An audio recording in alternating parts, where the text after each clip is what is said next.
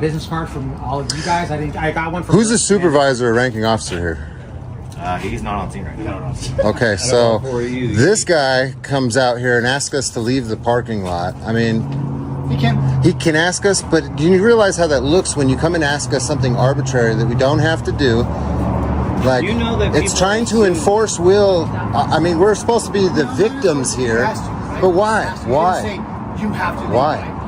Why come out and even approach us if that dude doesn't have the authority? Keep it separate, so there's no further issue. Yeah, you want to leave.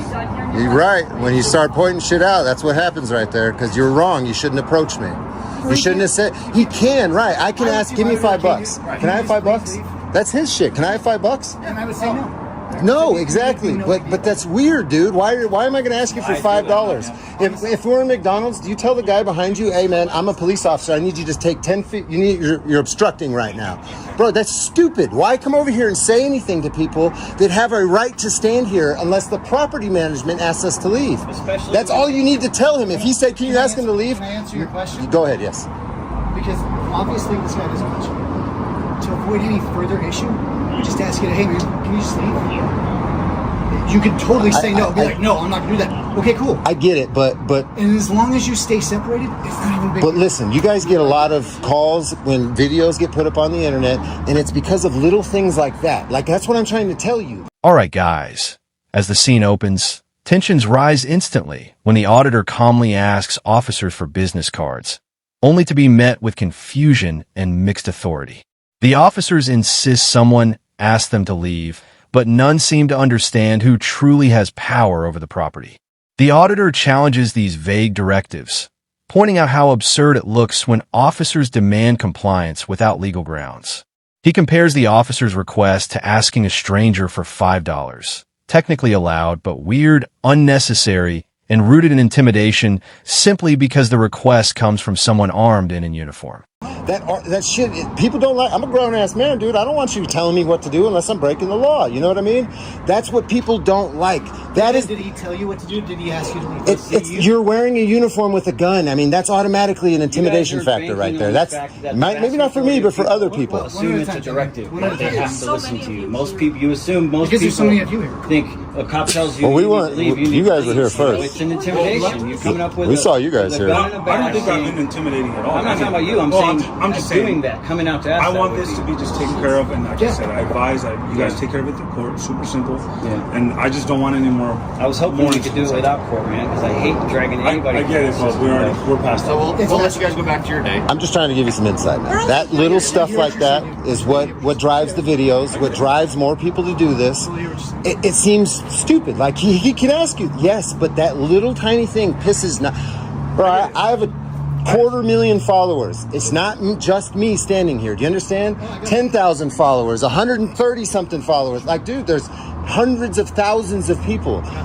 This is what perpetuates hate for the police. And you might not understand that little dude. He just asked you to leave, bro. But it's the concept of you're wearing a uniform. You look like military out here trying to tell us. It doesn't come off as he asked you.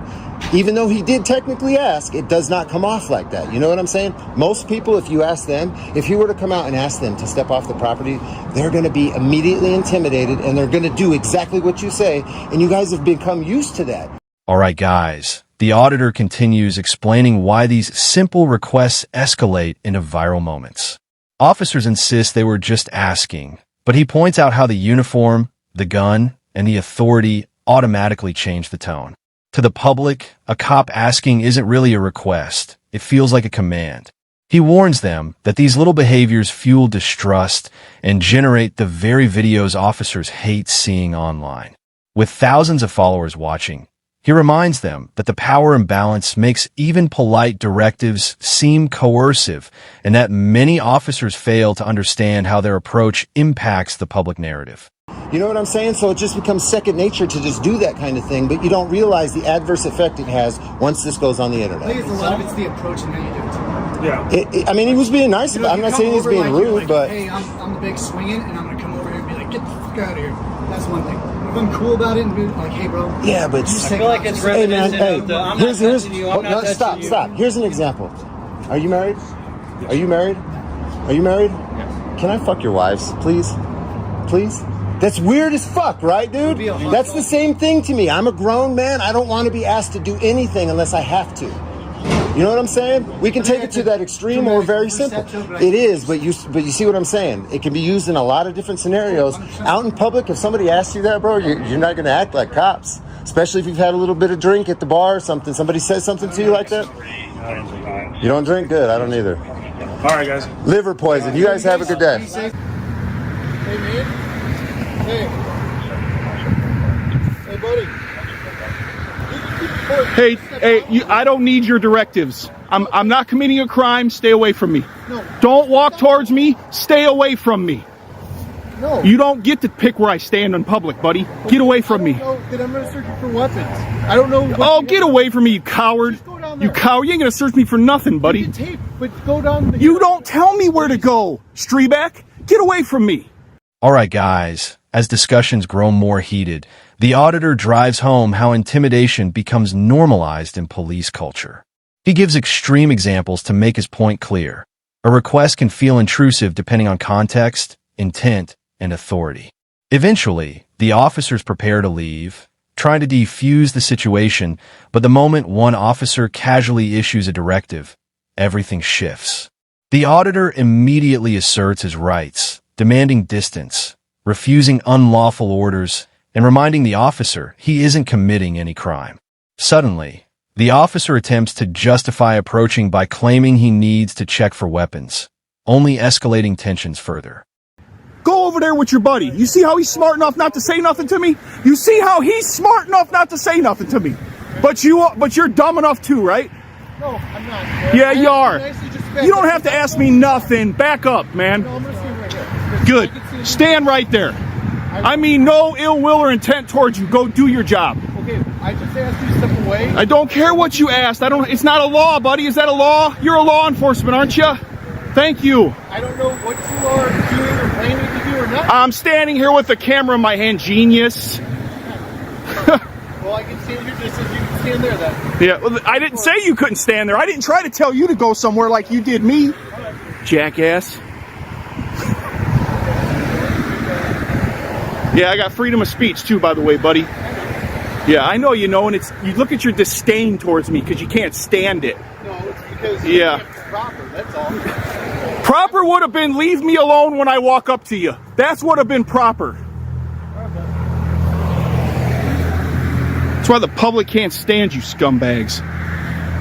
Always trying to tell people what lawfully they can and can't do. I said you could tape, just scoot it down. I don't need your permission though. That's where you're wrong. Giving me permission to tape, I don't need it from you. The Constitution of this great place gives it to me. So, hey, here's another law in Indiana. I'm not yelling at you. I'm asking you to quiet down. Stop screaming and yelling. Bud, I can protest anywhere I want and be as loud as I want. You're right, you can protest. Exactly. So let's be quiet now, sir. All right, guys. The confrontation intensifies as the auditor calls out the officer's behavior, refusing to back down from public space. He reminds the officer that he doesn't need permission to film, and that the Constitution protects his actions, not any officer's personal comfort.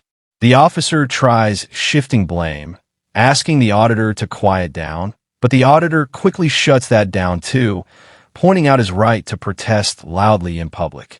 The tension becomes obvious as one officer wisely stays silent, while the other continues giving unlawful directives, revealing a clear difference between training and ego. Okay, stop screaming. Number 63. This is my normal voice, buddy. Okay. This is my normal voice.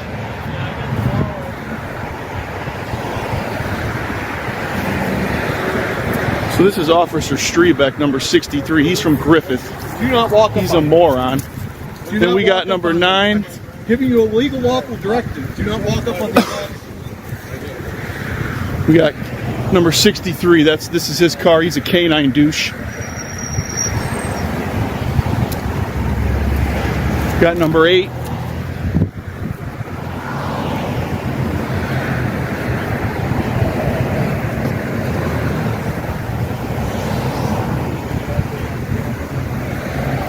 What's your name and badge number?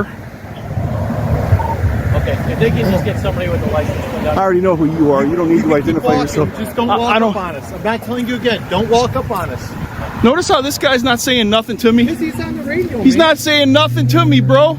But you keep on talking. I know you're not. I would never be a pig. Okay, that's Never in my life. You're very disrespectful for no good reason. So are you by telling me what to do as soon as I walked up. You should have shut your mouth. You should have shut your mouth and you wouldn't have had this. All right, man. Just keep walking. I'm going to stand right here, buddy. You don't walk up on us. I don't know anything about you. So don't. You're a coward, dude. You shouldn't be a police officer if you're scared of people walking up on you. All right, guys. In the final moments, the auditor identifies each officer, documenting badge numbers and calling out inconsistent behavior. One officer stays professional, barely speaking, while the other continues pushing unlawful commands, only making the situation look worse. The auditor highlights this contrast, telling the more aggressive officer he's creating the entire conflict. When the officer warns him not to walk up on them, the auditor fires back, calling out cowardice and questioning why someone so afraid of the public would become a police officer. The encounter ends with the auditor firmly standing his ground and the officers walking away.